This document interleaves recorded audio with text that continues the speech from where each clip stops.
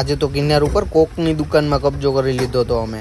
તો વાત કાંઈક એવી છે કે આજ હતો રવિવાર અને ચાલુ વરસાદ, અને હું ને મારો ભાઈબંધ નીકળી ગયા ગિરનાર ચડવા. અને ગિરનાર ચડવા આવો ને સીડીએ વાંદરા જોવા ના મળે એવું તો બને જ નહીં કોઈ દિવસ.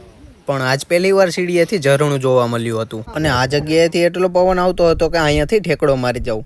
પણ ઓફકોર્સ કે મારી પાસે પાંખું નથી. અને 3000 સીડી પછી તો કંઈક આવો નજારો હતો વાદળવાળો, જેમ કે સીધું ગૂગલ મેપમાં હેવન લોકેશન ઓપન થઈ ગયું હોય. અને મેં મારી લાઈફમાં આટલી ઊંચાઈ પર પહેલી વાર વાનર સેના જોઈ. અને પછી મેં ભાઈબંધને કહ્યું કે હાલે મારો વિડીયો બનાવ. અને આ જગ્યાએ તો એવું હતું કે સીડીમાંથી પણ પાણી જાતું હતું, અને વરસાદ પણ ચાલુ હતો, અને ઉપર પણ પથ્થર ઉપરથી પાણી આવતું હતું.